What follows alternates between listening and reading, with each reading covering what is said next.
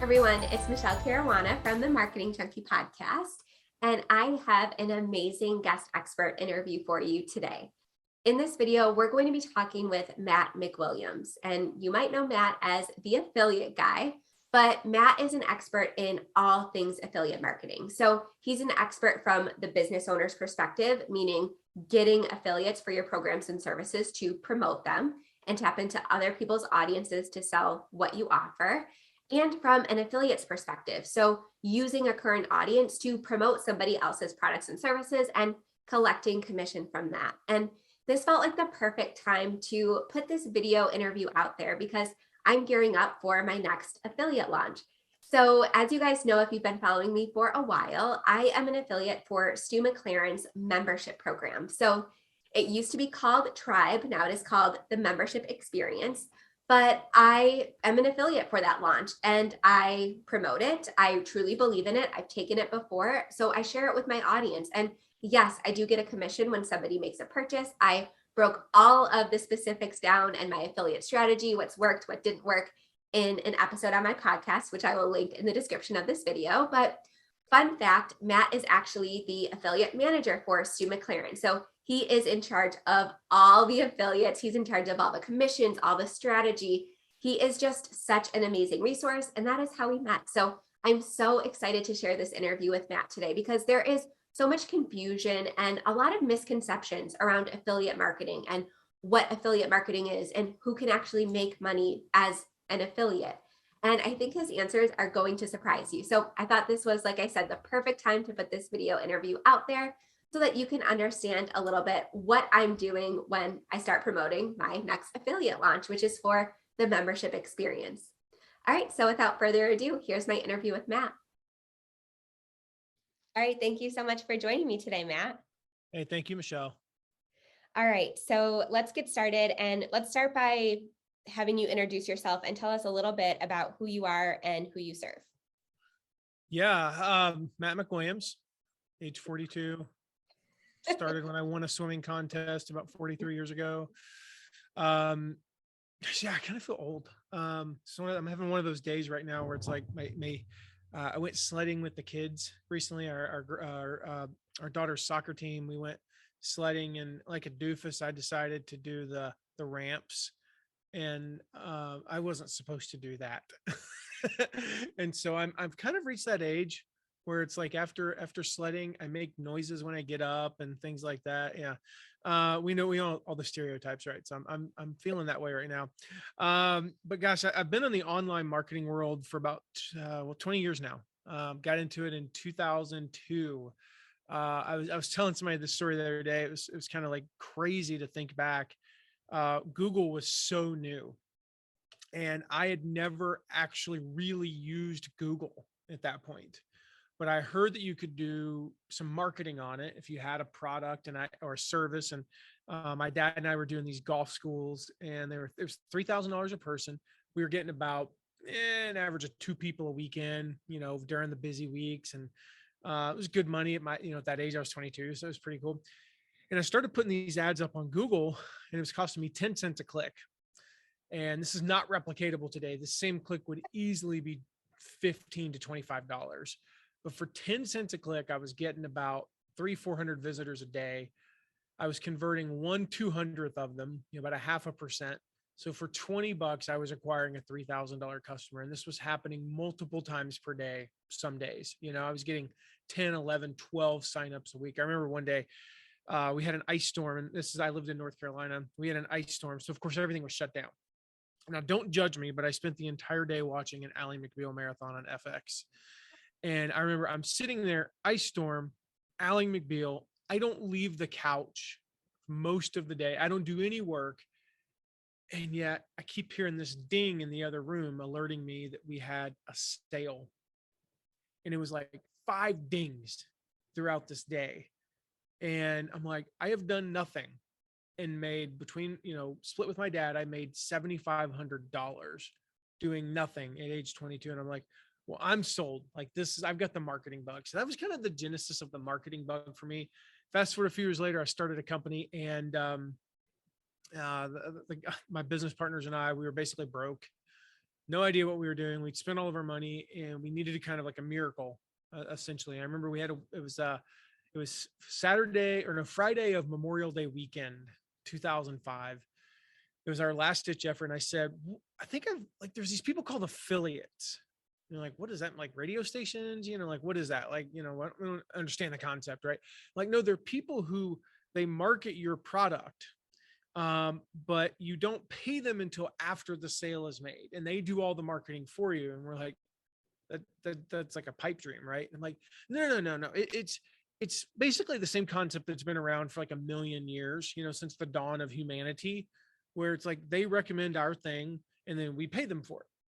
It's been around since ancient Rome, at least. And we just added technology to it 10 years ago. So that's what affiliates are. And we're like, okay, so I spent that entire weekend, Michele, I kid you not, I didn't leave the office practically. I'm not entirely sure I showered for 3 days. And I didn't go to a barbecue. I never even saw the sun. I just ate, slept, and breathed like trying to start an affiliate program. And we got the tech built. You had to build your own back then. There were no plug and play solutions like there are now. We had to build the tech. I worked with our programmer who's in Eastern Europe. He built the program. By Tuesday morning, we had like 3 or 4 affiliates. I still remember our first affiliate. His name was Brandon Miller. He's from Western North Carolina. He'd always call, "Hi, Matt, it's Brandon." And he'd call up. And by the end of the first week, he'd made like $400 for us. Next week, with our handful of affiliates, we made like $1,000. And the week after, we made like 2,500. Fast forward 18 months later, we were running $1 million a month affiliate program. And so that was kind of the genesis. And then fast forward to all the way to today. I do that for other people. We help run affiliate programs and teach affiliate marketing and all that fun stuff. So bit of a long story, but hey, I got to talk about Ally McBeal, so it was fun. Yeah. So what are some ways that you help affiliates? So I know you have a membership and I know you also work as an affiliate manager. So can you talk a little bit about like what the current state of your business is? Yeah. To date, we've worked with over 500,000 affiliates for all of our clients. I've run affiliate programs for companies like Adidas and Shutterfly, entrepreneurs like Stu McLaren, Michael Hyatt, Ray Edwards, Lewis Howes. I mean, the list goes on and on, right? So really there's kind of 3 parts of our business. There's, the running affiliate programs for high level entrepreneurs, 6 and 7 big figure business owners, helping them to scale their affiliate program. There's the coaching side where we coach entrepreneurs on how to do that. You're not a 6 or 7 figure business owner, but you want to scale your affiliate program. So we can show you how. We're just not going to do it for you. And then the other side is where we teach affiliates. And the cool thing is, like, I get to do that part obviously for our clients, but I also get to do it outside of that, that arena. We have courses and, membership, like you said, where we train people on how to, particularly new to startup content creators, bloggers, YouTubers, podcasters who want to, they're probably still working full time somewhere, but how can we get them their first $1,000? How can we get them making $1,000 a month so that if you can make $1,000 a month within a few months, fast forward a year, 18 months later, you can go full time with that platform. Right. And you're who I started learning affiliate marketing from. So this is this is perfect to have this conversation with you. So if somebody's kind of listening and they're a business owner and, they've taken courses, they've taken programs, they use all of these tools and they're kind of wondering, does this apply to me? Could I potentially become an affiliate? How do you kind of help someone decide if they could potentially make money from affiliate marketing? If you have an audience, small, medium, large, doesn't matter. The answer is yes. And it's going to be a good fit for you.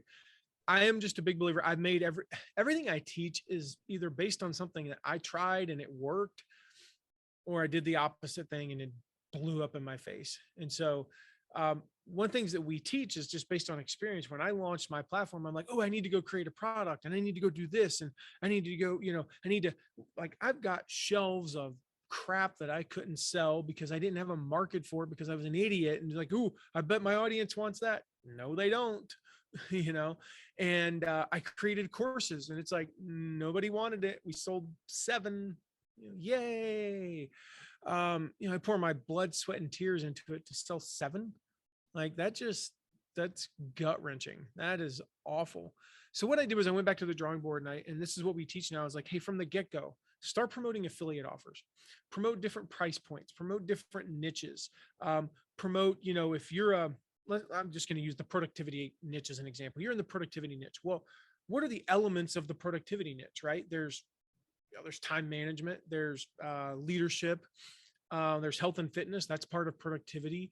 There's, what I would call like hacks and things like that that could be a part of that. There's all these other areas, all these other little parts of what you would put under the umbrella of productivity. Well, what is your audience actually going to pay money for, and how much are they going to pay? So you go out and you promote a $200 course in time management and a $1,000 course in time management, and you promote a $500 course that's a health and fitness thing, and you promote a $25 a month membership that helps people become better leaders. Again, just making this up here, and you promote these different things, and you start to learn things about your audience, and you go, it's interesting. I talk a lot about health and fitness on my blog, but nobody buys those products.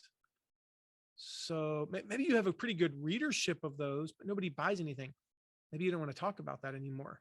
Maybe that's not the best thing for your platform. So you learn about your audience. And then what we found is now, okay, my audience responds to this kind of offer. They respond to this kind of marketing. So maybe your audience is big on webinars, but they don't download ebooks. Maybe they really, really love, a cheat sheet, a checklist as an opt-in entry point, but they're just not responding to like a 10-hour workshop, entry point, or vice versa. And you get to try things and you get to test out different marketing skills. And some of the best stuff I've learned from promoting my own products came from promoting affiliate programs where I tried a subject line, or I tried a little hack. I added this to my emails, and I never would have tried it with my own marketing because it was a little bit risky, but it worked. And I was like, holy crap. I'm thinking of one subject line in particular. I tried on a whim, and I was like, there's no way that's going to work. And it's a subject line we go to 3 times a year now. It's literally 00:00:00. That is the subject line. In other words, time is run out, and it's when I just tried to learn. I would never have dared to do that on my own launch because it means so much to me. So it allows you, to get, well, I call it PTL. You get paid to learn, getting paid to learn, paid to practice. And you learn things about your audience as well, which allows you to really, when you do launch your own product or service, number one, you know what they want and it's going to sell. Number two, you're a sales professional at that point. You're a marketing professional. And number three, you've tested out, all the stuff, and you basically kind of created your own swipe file, which is what copywriters use to, create their own stuff. So it's, I would just say everybody's good for it. So where are some places that we can find some of these opportunities? So I know you mentioned you listed off a couple examples, like you could potentially promote a health and wellness course or a time management course. Where are some places that we can kind of look for these opportunities to become an affiliate if we're brand new to this? Yeah. So the best place to start is, okay, think about your niche. Is that niche? Let's use 2 examples. Let's say that niche is something that you do professionally. Okay, so look on your desktop, your literal desktop, your office area. What are the things you're using? So, immediately I'm like, well, I use, Michael Hyatt's Full Focus Planner. That might be a good. I'm not in the productivity niche. I still recommend it and sell a few a month. What are the other things? Wow, these cabinets, and I'm a bad example because I actually literally only have 2 things on my desk, my planner and my water. And the worst example in the world for the thing I teach, right? But most people are messier than me. I'm actually really messy, but I keep my desk like super clean.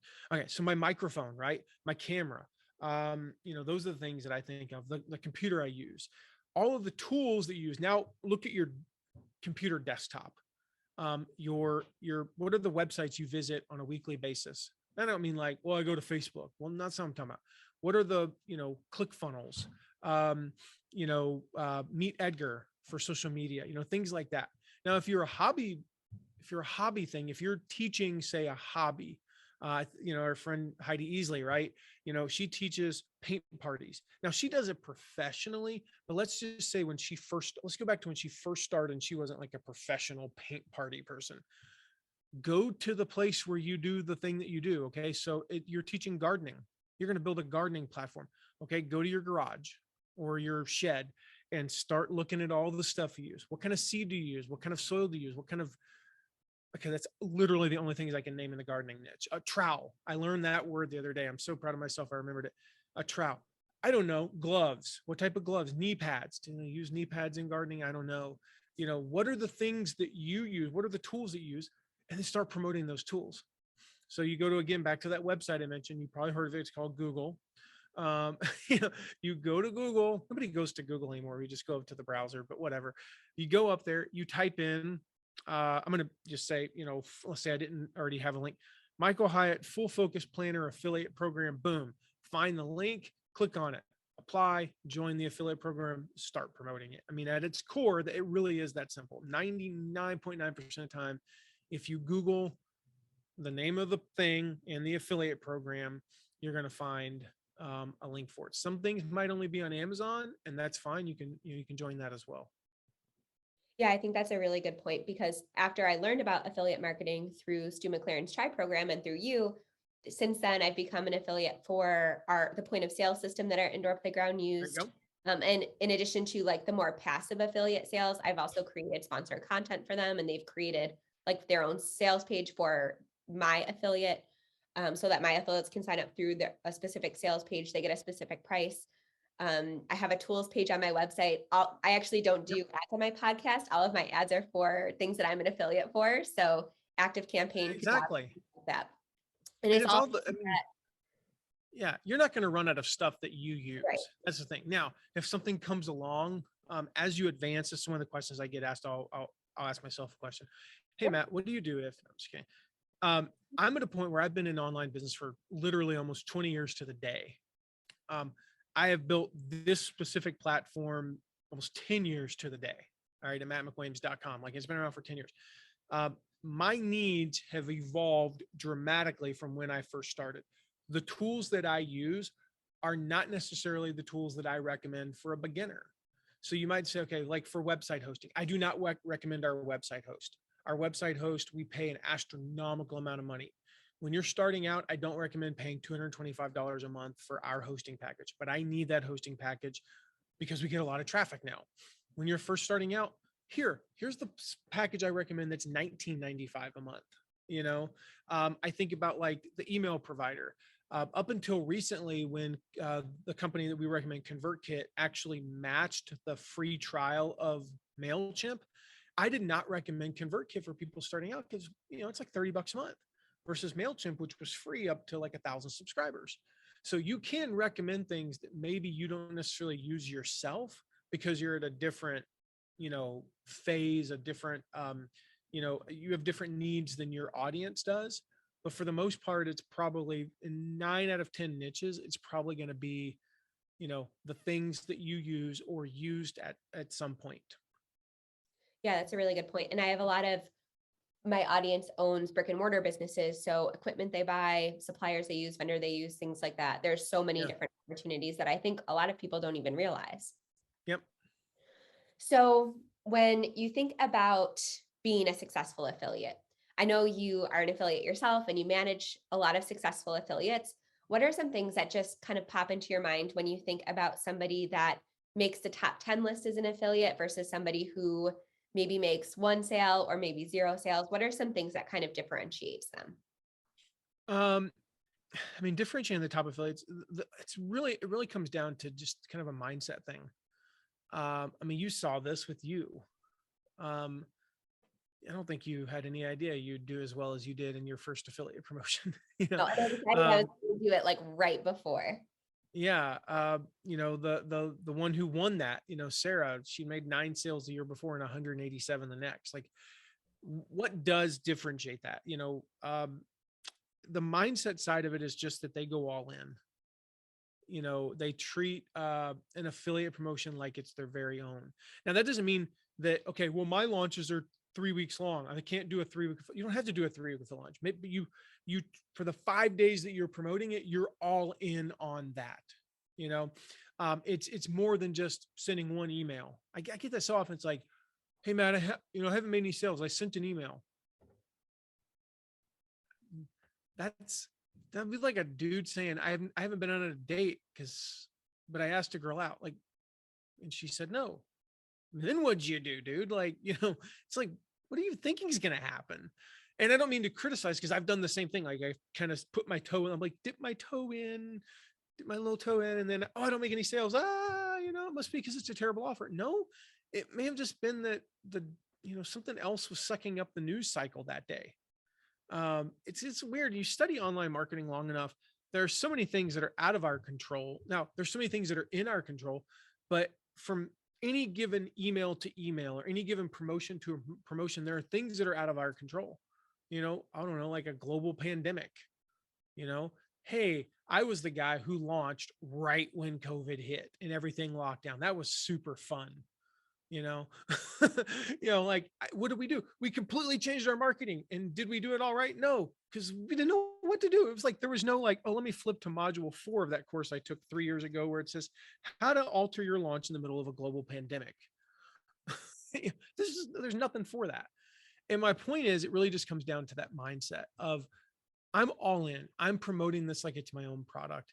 I'm going to make sure that I make the case for this product confidently. I believe in this product. There's a big one. Do you believe in the product?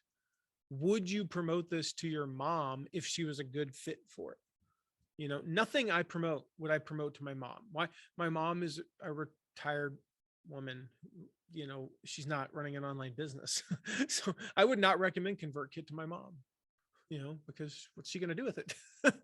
But if she were an online business, yes, I could absolutely wholeheartedly promote that. So when you go into it with that attitude, like, I believe in this, I believe that it's a great product at a fair price. It's going to change people's lives. I've seen the results myself, either through my own stuff or through other people that I know. And I'm going to go all in. I'm going to make sure people know about this. I'm going to promote it on email. I'm going to promote it on my podcast. I'm going to promote it on social media. I'm going to go live with the creator if I can get them on. I'm going to make sure I send multiple emails and another email. And I'm going to make sure on the last day that I send 3, I'm going to text my text list and all of these things. Like, I am going all in on this, all channels, all mediums, multiple times. That's really what separates the top ones from the not so top ones. Yeah. So a lot of people first of all, a lot of people kind of write off affiliate marketing, and they assume that they're just going to make, $10, $20 per sale. But some of these higher priced programs, a lot of people don't even realize how much you could potentially make. So for example, I've now been an affiliate for Stu's program. I've been an affiliate for Digital Course Academy, but some of these commissions are between, 40 and 60%. So these aren't $10, $20 sales, because I think when people hear, oh, Sarah made 187 sales, right? That might not compute in their mind with a lot of money, but if each sale is $800, almost $200,000 or $900, exactly. So I think people don't realize how much some affiliate programs pay out, because when I say that to them, they're like, wait, what? I assumed they would give like 5 or 10%. So I also think that, just to put it in perspective, for physical products and things like that, it's obviously going to be a little bit lower because profit margins are lower. But if you're promoting something, like you said, like the Full Focus Planner, or like some of the online courses or programs that you take, if they have an affiliate program, I've seen, like I said, affiliate commissions anywhere from 40 to even higher percent. So we have some stuff we do that's 100% on the front end. So the initial offer, typically the lower ticket offer is 100%. And then it's like a recurring on the back end. I literally, as we were talking, if you saw my eyes dart, it's because I had a text come in from my friend Alan Thomas, who's actually, he's my host on like our Facebook lives and stuff that we do. But Alan's a weight loss coach, and he just did a big affiliate webinar on Tuesday. So he ran it, and the affiliate is a guy named Dan Miller, I've been listening to Dan for 20 years. I'm dating him a little bit. He doesn't mind. He's like 70 something, but, I mean, I was like, I texted him late last night. I was like, tell me, give me the numbers, how'd it go? And all Dan did was send a few emails to his list about this webinar. Alan's program is extremely expensive. There's no other way to word it. I think it's a great investment for people who need it, but it's extremely expensive. Dan's making $2,500 per sign up. All he did was invite people to a webinar. He's going to make easily $35,000 in affiliate commissions, but not a huge list. I mean, it's a decent sized list, but it's not like ridiculously huge. on a topic that's actually not really in Dan's wheelhouse. Dan teaches people how to find work that they love. He's basically a career coach for all intents and purposes. And then he's promoting a weight loss offer. It's like, you can make the connection, and he did. But I mean, you think about that, like, that's not a, promote something and, make a few bucks, $100, $200. Alan, I remember we were talking, this is back in December, we did a podcast episode, and he told this story. He had a lady who promoted his offer. She's in the, she teaches hospitals, talk about niche, middle to upper management leaders in the hospitality niche. Okay. That's her entire audience. She did this webinar. She had, I think if I remember correctly, 11 people show up. And you're thinking, man, if I'm doing a webinar as a presenter, I really do not want 11 people showing up. She only had 11 people show up. She made $7,500. He signed up 3 people. Promoting a different coaching offer? program. No, into his coaching program. Oh, So he did the webinar. He scheduled 5 calls, made 3 Oh, sales, paid her $2,500 a sale. And if you think about that, like, we're going to have a big audience and a big niche to make any money. No, she's literally in a microscopic, niche within a niche. Like, how many people are middle to upper managers in the hospitality niche in, in North America? I'm going to go on a limb and say it's less than 10,000 people, and how many of them are signed up on her list? Less than 10% of those. So we're talking a pool of maybe 600 to 800 people that are probably on her list. She signed up like 25 people for the webinar. 11 showed up, but she still made $7,500. right. And she didn't have to That's actually intense. do the webinar, right? She didn't even have to do anything. She Right. didn't have to. It wasn't even like she had to send an email and say, "Hey, here's this thing. Go sign up and pay $10,000." No, she just said, "Hey, my friend Alan Thomas does this. Boom, boom, boom. Go sign up." Like, her involvement, and then she came on at the very beginning and welcomed him. And I do this sometimes. Like, I'll host a webinar as the affiliate, and I'll host a webinar. I get on, I'm like, hey, let's just say I'm hosting, like, hey, just guys, want to introduce you to Michele. Here's what Michele does, and she's going to teach you boom, boom, boom. And then maybe I'll ask you for like a success story. I'll spend 5 minutes. You know what I'm doing the rest of the webinar? I'll have it playing in the background. I'm like doing other work. I mean, and then I'll jump on at the end and offer a bonus. Like, my commitment is about 8 to 10 minutes total to that webinar. And then to make, thousands of dollars, it's like, really? It's kind of crazy. So just know that that's possible, even if you have a tiny, tiny audience like her. Yeah, it kind of sounds a lot like how I pitched a course about creating an online membership business to my audience that is 100% brick and mortar business owners. Yeah. It's an interesting experience, but like you said, you can bridge that gap, and Yep. perfect, especially if it's something that you don't teach. I don't teach how to create memberships or courses or anything like that. Exactly. So it's something that a lot of people I knew were interested in. And I know a lot of people that end up signing up for my emails or my courses have a dream of owning a brick and mortar business, but then they end up pivoting or making a different decision, or maybe they're still a couple years out. So it was actually perfect for a lot of them. And I had zero expectations going into the tribe launch, but my audience started to get excited, and it made me get excited. Like, they were like, wait a second, I'm a teacher, and I can create a membership site helping people, and that it can help me fund my, brick and mortar business dream. So that's kind of why I got so excited about it, but I had no Yeah. expectations. And I was amazed. So I think it's a great point that you should just try, even if you have a small audience, even if you feel like it's not 100% aligned. If you're passionate about it, you might be surprised. You make the point, about the fit there for your audience. There's a concept I teach. I actually just did a podcast episode on this as well, called the affiliate donut. And so if you can just picture, if you're really, really hungry right now, maybe back off on this. I don't know. I've seen you come up with a better example, like the affiliate mango or something, but the donut's the best example. Why? Because of the hole. All right. So we got this affiliate donut, right? Or bagel, a little bit healthier, still not really. So you got the affiliate donut, and the whole is like your core offer.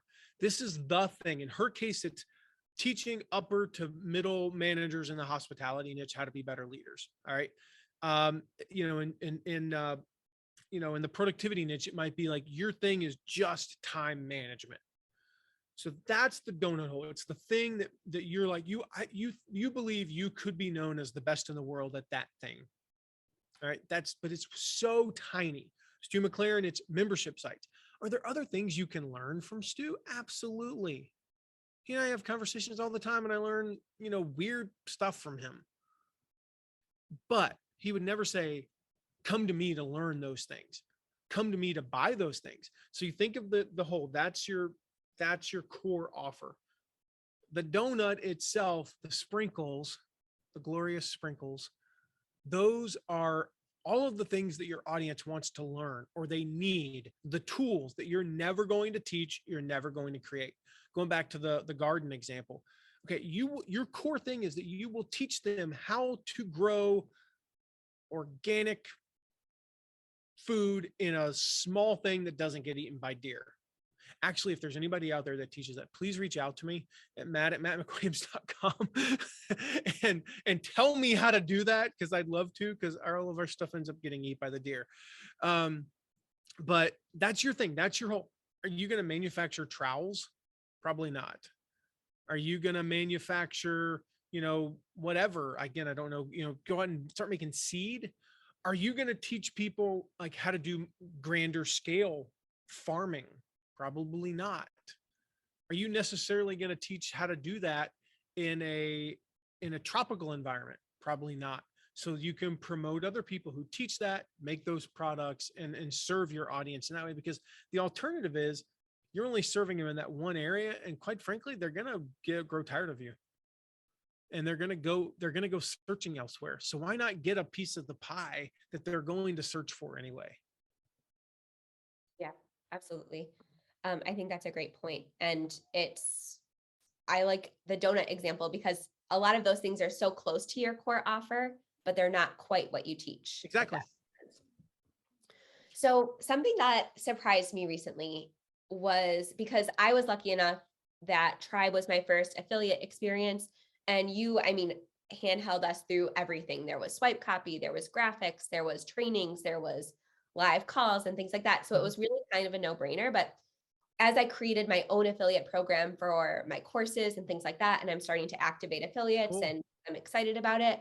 But something that didn't occur to me, because again, I took this for granted being an affiliate for such a well-manufactured program, is that a lot of people are asking me like, I don't get it. How can I incentivize people to click on my link? And it occurred to me that they didn't really have any sort of perspective around offering bonuses or incentives or things like that. So can you kind of just really briefly explain how you can incentivize people to actually book through you and give some sort of extra benefit, and how that can make a big difference in your affiliate sales? Because this is something that every time I say it to one of my audience members, they're like, oh, I didn't even think of that. Like, I can offer a coaching session, or I can offer something in exchange for clicking the link. So can you just talk a little bit about what that is and how that might work?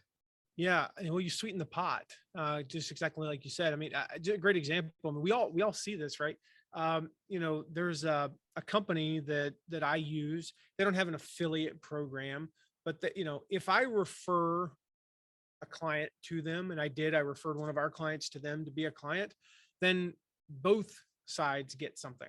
In this particular case, I think we both get like, a $2,000 credit or something, on our account. And for all intents and purposes, that is affiliate marketing. It's not, but it is. And so think of ways that you can sweeten the pot. Think of ways that you can make an irresistible offer is a terminology that, I hear often used. It's like, how can I make this impossible to say no to? So a couple of great examples of that, like let's take Tribe. Well, you have a specific audience, within Tribe. And I'm not going to talk about your audience because I want to talk about like other people's audiences. So I'm going to make something up here. Let's say that your audience is attorneys and you're going to be promoting Tribe to attorneys. Okay, a little bit of a stretch there, but let's just say that there are things in Tribe that you could apply to a law office. So what would I do for a bonus is I would do a weekly call through the I think it's 8 weeks of Tribe. I always forget. When I went through it, it was shorter. Through the 8 weeks of Tribe, where I'm going to basically translate what Stu said into attorney language and law office language. Or let's say that somebody teaches They teach how to write a book. That's the first step in selling a book, is actually writing the stinking thing. Well, maybe you teach them how to sell it. And that's your bonus. If they learn, okay, you're going to go learn how to write.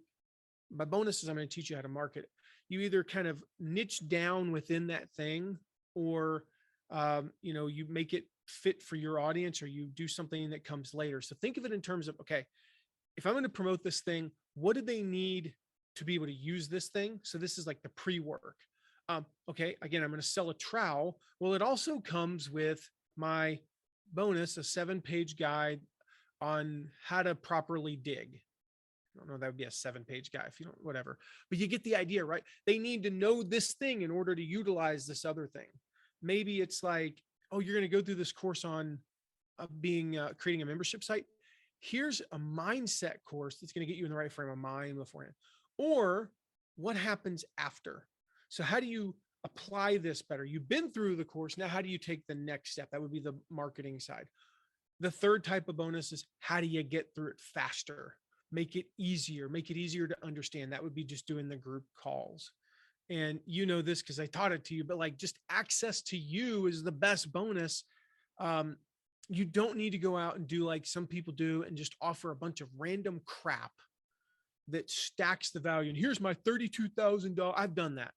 It actually, there's a point of diminishing returns, typically in the neighborhood of 3 to 4 times the value of what you're promoting. Just FYI. That's statistical. We found that. Well, here's my $32,000. And it's like, they're never going to go through 90% of this crap. It has nothing to do with the offer itself. But if you can get me to go through it better, get me ready for it, get me to go through it better, or teach me what to do immediately after, those are good bonuses. Yeah, I think and I love the fact that you brought up that you can tailor it to your audience. So when I promoted Tribe, I knew that my audience they love learning, they love courses. So they have no problem kind of getting through the content, but they have a big issue with implementation. And that's something that I'm on them about all the time. So I did exactly what you said. I made it easier for them to implement. So Nice. when Stu talked about how to outline your membership or create your success path, I gave them templates, I gave them examples. Love it. I gave them all the coaching that they needed to implement, because I knew that about my audience. I knew that they wouldn't find value in more courses. So my whole bonus offer was kind of framed around, I'm not going to give you more content. I'm going to give you implementation help. And that was my kind of entire pitch. Would that have worked for every audience? Probably not. But I knew based on what I learned about my audience already, that that's what they needed in order to have success with that program. Yeah, that's awesome. I mean, that's how you do it. That comes from knowing your audience. Yeah, so we talked about so many different things today. We talked about how to know if you are right for affiliate marketing. We talked about incentivizing people. We talked about opportunities for places to look for affiliate marketing opportunities and things like that. So is there anything that you kind of wanted to end with, or any kind of last words for somebody who's listening to this and they're excited about it, but they kind of need some words of encouragement? Where's a good place for them to kind of get started? Yeah, I mean, if you're thinking, I want to get started in affiliate marketing, but you're just not sure. What you have to keep in mind, especially if you're starting your platform, is you kind of have 2 options. Option 1 is the option that most people, well, actually it's really not. It probably is about a 50-50. Option 1 is you like, I'm just going to create products. I'm going to try to sell stuff, create programs, and maybe they work, maybe they don't. You might get lucky. You might sell a bunch. I don't know. But you're probably not going to. You're probably going to suck at selling it, and you're probably not going to know what your audience wants. That's the reality. I've seen it time and time again.